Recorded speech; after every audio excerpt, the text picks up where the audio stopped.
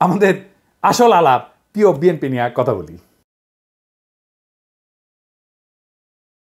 আপনারা জানেন আমি বিএনপির নানা ইস্যু নিয়ে আলাপ করতেছি, বিএনপির রাজনীতির সাথে আমার দ্বিমতের জায়গাগুলো তুলে ধরতেছি। বিএনপির অনেকে বলতেছেন যে আপনি জামাতের কথা বলেন না কেন, অনেকে ভাবতেছেন ক্যানপি নাকি বিএনপির পিছে লাগলো, ওই যে ওইটার মতো, ওই যে কইছিল না হানিফের পোলা বারবার শুধু আমারই পিছে কেন, এই যে শুনেন আর মানুষ পান নাই, বারবার শুধু আমার উপরেই, বারবার শুধু আমার উপরেই কেন কেন। দেখেন ভাই, আমি বিএনপির পিছনে লাগি নাই, বিএনপি আমার শত্রু না। আমি আমার মতো একটা বিএনপি দেখতে চাই, সেটা থেকে বিএনপি দূরে সরে যাইতেছে। আপনার বন্ধু যদি আপনার থেকে দূরে সরে যায়, আপনি তো বন্ধুকে সতর্ক করবেন কিনা, সেটা আমার দায়িত্ব কিনা বলেন। তা আপনারা চিন্তা করে দেখেন, আওয়ামী লীগ যখন ক্ষমতায়, আমার তো আওয়ামী লীগ করাটাই সবচেয়ে স্বাভাবিক ছিল, তাই না? আমার অ্যাডভান্টেজও ছিল তো, নানা অ্যাডভান্টেজ ছিল। আমি আওয়ামী লীগের যা যা ক্ষতি করছি দল হিসাবে, আমারে তার নিজের দলে নেওয়ার দরকার নেই, আমারে খালি থামায় চুপ করে রাখতে পারলে তাদের অনেক লাভ হইতো, ঠিক কিনা বলেন? ঠিক একইভাবে আমার তো এখন বিএনপি সমালোচনা না করে সাপোর্ট করে গেলে খুবই ভালো হইতো, আমার জন্য ব্যক্তিগতভাবে ভালো হইতো, তাই না? শীর্ষ নেতার সাথে আমি খুবই ভালো ব্যক্তিগত সম্পর্ক আছে, এখনো আছে। খালেদা জিয়া আমার স্নেহ করেন, বিএনপির একটা বিশাল কর্মী বাহিনী, আমার পাঠক দর্শক অনেকে আমাকে পছন্দ করেন। অপছন্দ যদি একজন করে না তা না, কিন্তু অনেকে আমাকে পছন্দ করে। কিন্তু তাই বলে তো আমি আমার দেশের গণমানুষের স্বার্থকে উপেক্ষা করতে পারি না। আজ যে বিএনপি দেখি, সেই বিএনপি তো আমরা চাই না। এই বিএনপির পাশে যারা ছিল কেন তারা নাই সেটা জিজ্ঞেস করেন, নিজের আত্ম অনুসন্ধান করেন। আচ্ছা বলেন তো বিএনপি নেতারা, আপনারা কি জানেন আপনাদের কর্মীরা কি করতেছে? আপনি কি বিএনপির কর্মীদের কোনো পলিটিক্যাল কাজে এনগেজ করতেছেন? বাংলাদেশের রাজনৈতিক সংস্কৃতি না বদলাইলে তো বিপদ। আপনাদের রাজনৈতিক কর্মসূচি কি? মাঝে মাঝে কর্মীদের নিয়ে মিটিং করা, মিছিল করা, কালে ভদ্রে জনসভা করা, নিয়মিত টকশোতে যাওয়া, ফেসবুক গুতানো, আর দলের বিরুদ্ধে কেউ কিছু করলে দল বেঁধে ঝাঁপে পড়া। এই তো বেশিরভাগের কাছে রাজনীতি করাটা পেশা, এখান থেকে টাকা পয়সা ধান্দা সব কিছু করা যায়। যাই হোক, আর না আগাই আর কি, অনেকের কাপড় ধরে টান দিয়ে ফেলবো। রাজনীতি আর উপার্জনের ধান্দার দুইটা জিনিস এক না, আমি আর এটা নিয়ে কথা কইতে চাই না। যাই হোক, আজকে অন্তত কথা কইব না। রাজনৈতিক দলের আশেপাশে দুর্বৃত্তরা দল বাঁধে মাছির মতো, সেই জন্যই ভালো মানুষেরা আশেপাশে যায় না।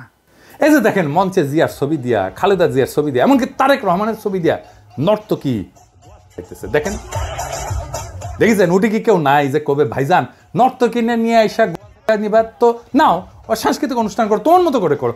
রাজনৈতিক দলের নেতার ছবি টাঙায় কে, আমার নেতার ছবি টাঙায় কে, জিয়ার ছবি টাঙে কে, দেখবেন কোনো উত্তর নাই। কর্মীদের দোষ দেই কেন? খোদ তারেক রহমানের সভায় বিএনপির শীর্ষ নেতাদের উপস্থিতিতে ওখানে তো নর্তকী আনতে পারে না, কিন্তু ওই নর্তকীর মতো একজন আনছে রোবায়েত ফেরদৌস, জিয়া বন্দনা করিচ্ছে। দেখেন, 1975 সালের বাকশালে 4টি পত্রিকা রেখে সমস্ত পত্রিকাকে বন্ধ করা হয়েছিল, গণমাধ্যমের কণ্ঠরোধ করা হয়েছিল। শুনলে অবাক হবেন, সেই সময়কার সাংবাদিকতা ইতিহাস পড়ে আমি দেখেছি সাংবাদিকরা মুদি দোকান দিচ্ছে, তারা হচ্ছে ভ্যানে দোকান দিয়ে তাদের জীবন জীবিকা, হাজার হাজার সাংবাদিক বেকার হয়ে গেছে।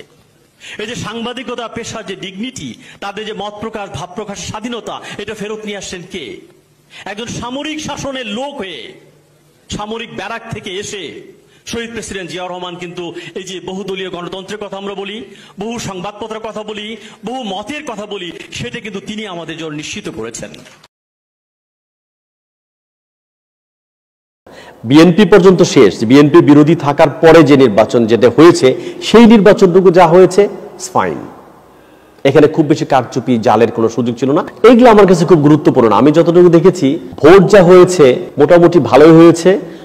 ওই আওয়ামী লীগের সঙ্গে স্বতন্ত্র প্রার্থীদের প্রতিদ্বন্দ্বীদের ভোট যা হয়েছে সেটা মোটামুটি ভালো ভোটই হয়েছে। আমি দু একটা আসন আমার নিজের এলাকায় দেখেছি ঘাম বেরিয়ে গেছে, আওয়ামী লীগের যে প্রার্থী তার বেরিয়ে যেতে প্রচন্ড ঘাম বেরিয়ে গেছে।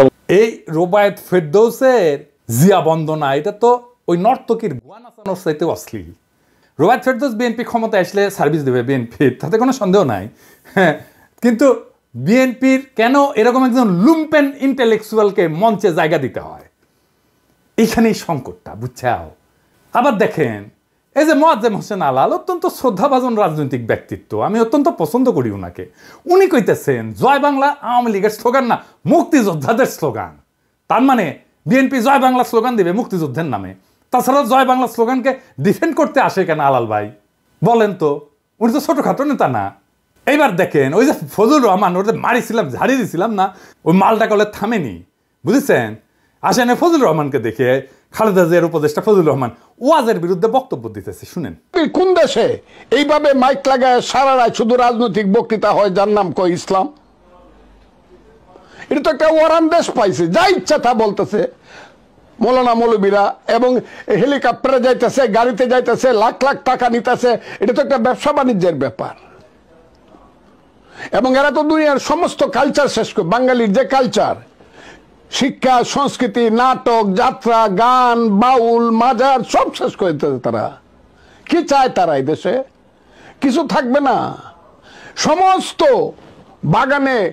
তার কণ্ঠে তো সেই নাস্তিকদের প্রতিধ্বনি, তার কণ্ঠে তো সেই বামেদের প্রতিধ্বনি, সেই ফেরাউন নমরুদের প্রতিধ্বনি। এইসব হইতেছে কি চারিদিকে? কি হইতেছে দেখে মনে হইতেছে না যে আওয়ামী লীগ আমলে যা যা শুনতেন, যা যা শুনতেছিলেন, এখন বিএনপি সেটাই করিচ্ছে। শুধু বিএনপি মাইক বাজায়, ওই যে সোহরাওয়ার্দীর বডিগার্ডের ভাষণ না বাজাইতে শুরু করে। এটাই তো আমার চিন্তা এখন। এই ফজলুর রহমান তো খালেদা জিয়ার উপদেষ্টা, সে খালেদা জিয়াকে কি উপদেশ দিবে? কি করাই নিবে খালেদা জিয়াকে উপদেশ দিয়া? সেটা কে আল্লাহ জানে। আপনি এখন কইবেন খালেদা জিয়াকে কইলেই শুনবেন উনি? আপনাদের একটা জিনিস জানায় রাখি, উনি খুবই ডেমোক্রেটিক লিডার। উনার আশেপাশে দায়িত্বশীলদের পরামর্শ উনি শোনেন এবং সে অনুযায়ী কাজ করেন। উনি বোঝেনও যদি যে কাজটা করা উচিত না, তারপরে উনি করেন এটা। খালেদা জিয়ার লিডারশিপ কোয়ালিটির এটা একটা গুরুত্বপূর্ণ দিক যে উনি ডেমোক্রেটিক্যালি সিদ্ধান্ত, ওনার নিজের সিদ্ধান্ত যদি এটার বিরুদ্ধেও হয়, তারপরেও দলের লোকেরা, অন্যান্য দায়িত্বশীলরা যেটা বলবে সেটাই উনি করবেন। এই প্রসঙ্গে একটা ঘটনার কথা উল্লেখ করি, যা আমি ওই ঘটনায় যুক্ত একজনের কাছ থেকে শুনছি। বলে না হর্সেস মাউথ। বিষয়টা জানলে আপনারা বুঝবেন কেন আমি ফজলুর রহমানের এই অ্যাটিটিউডে বিচলিত হচ্ছি। গল্পটা আর এক ফজলুর রহমানকে নিয়ে, বীর ফজলুর রহমান, বিডিআর এর জেনারেল ফজলুর রহমান। আপনারা ওনাকে চেনেন, রেসপেক্ট করেন, কিন্তু আমি জানি না যে ওনার সমস্ত কীর্তি, ওনার সমস্ত গৌরব এটা জানেন কিনা। উনি মুক্তিযোদ্ধা ছিলেন, উনি মাদ্রাসা পড়া ছাত্র কিন্তু ব্যাকগ্রাউন্ডে, এবং বিডিআরে থাকাকালে তার নেতৃত্বে 2000 সালে বাংলাদেশ এবং মায়ানমারের মধ্যে একটা যুদ্ধ হয়েছিল, নাভ যুদ্ধ বলে। বাংলাদেশের একজন সেনারও মৃত্যু হয়নি, কিন্তু মায়ানমারের 650-র উপরে সৈন্য নিহত হয়েছিল। মায়ানমার পরাজয় মেনে নিয়ে শান্তি চুক্তি করছিল। 2001 সালে ভারত একটা জায়গা জোরপূর্বক দখল করে নিয়েছিল, সিলেটের পাদুয়ায়। এটা উদ্ধার করে 72 সালে এটা দখল করছিল। 72 থেকে 2001 সাল পর্যন্ত বিএসএফ এর দখলে ছিল ওই অঞ্চলটা, বাংলাদেশের ভূখণ্ড। আবার 2001 সালে 18 এপ্রিল ভারতের কুড়িগ্রাম জেলার রৌমারী উপজেলায় বড়বাড়ি বিডিআর ক্যাম্প দখলের জন্য বাংলাদেশের অভ্যন্তরে বিএসএফ আগ্রাসন চালায়। উনার নেতৃত্বে বিডিআর বাহিনী অনুপ্রবেশকারী বিএসএফ এর দলকে পরাজিত করে এবং অনেক বিএসএফ এর জওয়ান মারা যায়। এবং বিএসএফ ওই ঘটনার জন্য এই জেনারেল ফজলুর রহমানকে বিশেষভাবে দায়ী করে। উইকিপিডিয়াতে একটা ঘটনা লিখিছে, ওই যে ফজলুর রহমানের কে নিয়া সুপু আছে না, ওই যে সুপু প্রেসিডেন্ট, বিএনপি পিও প্রেসিডেন্ট আর কি। ওই যে 1975 সালে 20 আগস্ট সোহরাওয়ার্দীর বডিগার্ডের জয় বাংলা করে দেওয়ার প্রতিবাদ করতে গিয়ে গ্রেপ্তার হয়ে জেলখানায় নিয়ে যাওয়া হয়। সেখানে সে লিখিচ্ছে ফজলুর রহমান নাকি তার লাঠি মারতে মারতে কইছিল, এই বেটা তোর বঙ্ক বল্টু কোথায়? উঠি লিখিছে, উনি নিজে লিখিছে, উনি লিখিছে উনি নাকি পাকিস্তানি ফেরত সামরিক অফিসার। এটা সুপুর নিজেই লিখিছে, তবে এটা ভুল। আমি জেনারেল ফজলুর রহমানকে জিজ্ঞেস করেছিলাম যে ফজলুর ভাই এটা কি আপনি করেছিলেন? আমাকে পাঁচত লাথি মারিছিলেন? তো এখানে বললেন পিনাকি তোমাকে মনে হয় আমি এই কাজ করতে পারি। সুপু যার কথা লিখেছে সেই লোক হইতেছে 15 ইস্ট বেঙ্গল রেজিমেন্টের নাম হইতেছে ফজলুর রহমান ফারুক। উনি এখনো বেঁচে আছেন কিন্তু। আর উনি ফজলুর রহমান ছিলেন 10 ইস্ট বেঙ্গল রেজিমেন্টের, এবং বরং উনারে ডেকে আনা হয়েছে যে চুপপুরে ধরা হয়েছে, যাইয়ে উনি ছাড়াইছেন চুপপুরে। যাই হোক, উনি আর্মি থেকে কিভাবে বিদায় নিলেন এটা জানেন? আসেন সে আলাপটা করি। উনাকে বাধ্যতামূলক অবসরে পাঠানো হয়েছিল। পাঠাইছিল কে জানেন? কে জানেন? হাসিনা না, খালেদা জিয়ার সরকার। খালেদা জিয়াকে কয়েকজন জেনারেল এই বুদ্ধি দিছিল। কোন কোন ইন্ডিয়াপন্থী জেনারেল এই বুদ্ধিটা দিছিল তাদের নামটা বললাম না, আমি সবার নাম জানি। মনে রেখেন, এটা আমার জেস্টার অফ গুডউইল। বললে কলে সিপাহী জনতার মাইর খাইয়া ভত্তা হইয়া যাবেন, আমি কইলাম না। সেই জন্য ইন্ডিয়া পাদুয়ায় রৌমারিতে বীরত্বের বদলা নিল। কি দিয়া? তারে বাধ্যতামূলক অবসর পাঠায়। কার হাত দিয়া? খালেদা জিয়ার হাত দিয়া। কি কি যুক্তি দিছিল ওই জেনারেলরা জানেন? আসলে এদের হচ্ছে মাদ্রাসা ঘৃণা। যেহেতু উনি মাদ্রাসা ব্যাকগ্রাউন্ড থেকে আসছে, সেই জন্য মাদ্রাসা এলিটরা পছন্দ। আমি এই জন্যই এলিটদের দেখতে পারি না। ভয়ঙ্কর মাদ্রাসা ঘৃণা এই এলিটদের মধ্যে। ও কইছিল যে উনি নাকি মডার্ন ওয়ারফেয়ারের কিছুই জানেন না। উনি মাদ্রাসা ব্যাকগ্রাউন্ডে। জেনারেল ফজলুর রহমানের মতো গৌরবজনক লড়াইয়ের ইতিহাস কয়জন জেনারেলের আছে বাংলাদেশ সেনাবাহিনীর? দেশের মাটি উদ্ধার করে দিল, দেশের সার্বভৌমত্ব রক্ষা করলো, আর তাকে পুরস্কৃত করা হলো বাধ্যতামূলকভাবে অবসরে পাঠায়। এই যে ফজলুর রহমানের মতো উপদেষ্টা খালেদা জিয়া যদি থাকে না, তাহলে এদের দিয়া ইন্ডিয়া প্রতিশোধ নেবে। খালেদা জিয়ারে যেমন করে সাইন করে দিছে বাধ্যতামূলক অবসরে ফজলুর রহমানের, তারেক রহমানও সাইন করে দিবে। এখানেই আমার ভয়। বিএনপি শুধু না, জামাতকেও বলতেছি, জনগণের সাথে আপনাদের ন্যূনতম 4 দফার চুক্তি করতে হবে। আপনারা নির্বাচন করবেন, যাই করবেন, তার আগে 4 দফা চুক্তি করতে হবে জনগণের সাথে। ভোটই একমাত্র ক্ষমতায় যাওয়ার পথ না। জনগণের সাথে আপনার এগ্রিমেন্ট কি? আপনার ম্যানিফেস্টো না, আপনাকে জনগণের সাথে এগ্রিমেন্ট করতে হবে। এবং আমি যে এগ্রিমেন্টের কথা বলতেছি, এটা জনগণের চাওয়া, দরকার হলে আমি ভোট নিয়ে দেখাই দিতে পারবো। এবং দেখবেন জনগণ কিভাবে আমার এই 4 দফাকে সমর্থন করে। 1 নম্বর দফা, আওয়ামী ফ্যাসিবাদকে চিরতরে কবর দিতে হবে। 2 নম্বর, ভারতীয় আধিপত্যবাদের চিরতরে অবসান ঘটাইতে হবে। 3 নম্বর, একটা সাম্যের সমাজ তৈরি করতে হবে। 4 নম্বর, একটা ইনসাফের রাষ্ট্র কায়েম করতে হবে। এই 4টা ভেরি সিম্পল। এই ফ্রেমের মধ্যে থাকলে সেটাই হবে জনগণের সাথে চুক্তি মানা। এর বাইরে, এই বাউন্ডারির বাইরে যাইতে পারবেন না। কথা ক্লিয়ার? আমাদের ঠেকানোর চেষ্টা করতে পারেন, আমরা সর্বশক্তি দিয়ে আমরা বাধা দেওয়ার চেষ্টা করব।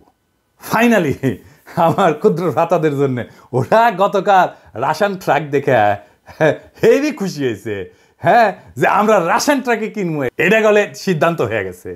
তো এটা হইতেছে রাশন ট্রাকের পেজ। এটা সাহেব দেখা দেন, নানা মডেলের ট্রাক আছে এটি। হ্যাঁ, দেখিছো কত সুন্দর সুন্দর রাশন ট্রাকের মডেল, দেখিছো? হ্যাঁ হ্যাঁ, দেখে দেখে আমার ক্ষুদ্র ভ্রাতাদের চোখ চকচক করিচ্ছে। মনে হচ্ছে এখনই ঝ্যাপে পরে ট্রাক চালাবি। হেভি ড্রাইভিং এর লাইসেন্স আছে বেটা, হ্যাঁ, আগে লাইসেন্স হোক তারপরে ট্রাক চালানি।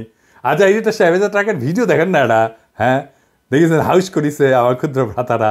ওই দেখবেন এরপরে ওই পেজে লাইক টাইক দিয়ে ভাইসে দিবি আর কি। দেখেন, আরো দেখবেন, দেখেন এগুলা করবেন কি? প্রিন্ট করবেন, প্রিন্ট করে হাঙ্গারে বিএনপির ভাই করে দেখা করবেন যে টেম্পু স্ট্যান্ড নিয়ে ঝগড়া করে লাভ কি? পিনাকি দাদা তো টাকা স্ট্যান্ড বানাচ্ছে, ইটি আসো ইটি আসো। আমার ক্ষুদ্র ভ্রাতারা কবে দাদা হইলে কি বুড়া বয়সে মাথা মুথা খারাপ হয়ে গেল কে? এই এত উত্তেজিত কে? ওই যে বিএনপির মঞ্চে নাচানো আর এই রাশন ট্রাক, দুইটাই বেচছে আসলে সেক্স, কিন্তু দুইটার গুণগত তফাৎ আছে। রাজনীতিও ইনকা হোগা নাচানোর সাথে টেম্পু স্ট্যান্ডই আসবে, ওটাই কালচার। ট্রাক চালাবার পারবে না। আগামীর রাজনীতি হচ্ছে রাশন ট্রাক চালানোর রাজনীতি। ওই রাজনীতি কেমনে নির্মাণ করতে হয় সেটাও দেখাই দেব। আর বাংলাদেশকে আমরা ওই দিকে নিয়ে যাব ইনশাল্লাহ। ইনকিলাব জিন্দাবাদ।